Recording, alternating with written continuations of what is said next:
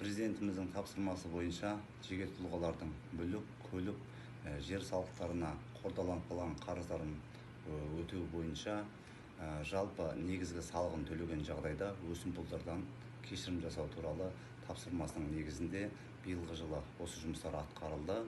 13 тамыз күні қаржы министрінің жүргізу ережесі Әділет министрлігіне тіркеліп, қазіргі уақытта аумақтық басқармалардың бәрінде арнайы комиссия құрылды. Осы жақында ғана біз салыққа берешегі бар 100 жеке тұлғаның ресми аты жөнін жарияладық бүкіл сайттарға.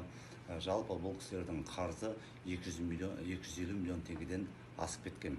Бұның алдында көлік құралдары салығы бойынша Алматы қаласының тұрғыны 11 миллионға жуық қарызымен көш бастап тұр.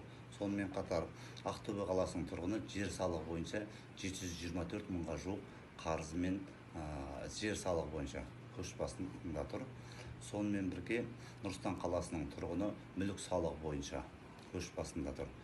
Бұл салықтық рақымшылықты пайдалану үшін ешқайда барудың керегі жоқ. Негізгі салықтың берешегін үйде отырған жағдайда банк қосымшалары арқылы ешқайда бармай-ақ төлеуге болады. Ал егер қарызы туралы хабарлама алмаған жағдайда мемлекеттік кірістер органдарының kgdgov.kz сайты арқылы, болмаса мобильді қосымша e-салық қосымшасы арқылы өзіңіздің жеке сәйкестендіру нөміріңізді жазу арқылы қанша берешегіңіз бар екенін білуге болады.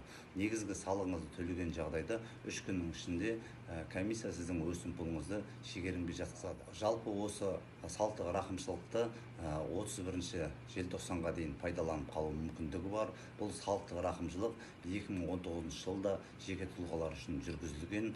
2019 жыл жалпы 1 миллион 240 мыңға жуық салық төлеуші қарыз болған. Соның 756 мың салық төлеуші, яғни 64% өзінің мемлекет алдындағы қарыздарын өтеген. 16 миллиардқа жуық салықтық қарыздарын төлеп, 3 миллиардтан астам өсімпұлы шегерімге жатты. Сондықтан жалпы осы мүмкіндікті пайдаланып, қазақстандықтарға айтарым, мүлік, көлік, жер салығында қордаланып қалған қарыздарыңызды, негізгі берешектеріңізді 31 желтоқсанға дейін төлеп тастауларыңызды сұранамыз. Осы мүмкіндікті пайдаланып қалыңыздар. Бұл салықтық рақымшылық біз егемендік алғалы бері жалпы 4-ші рет өткізілді.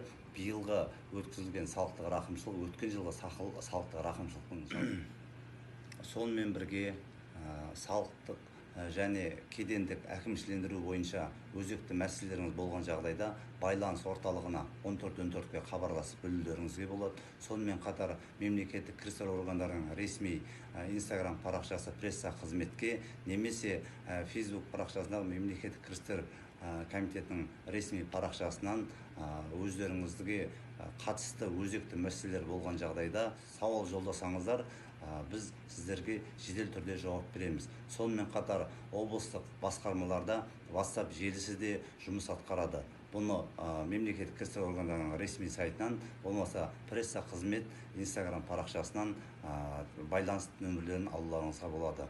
Біз қай уақытта да жұртшылықпен ашық және жедел түрде қызмет атқаруға дайынбыз.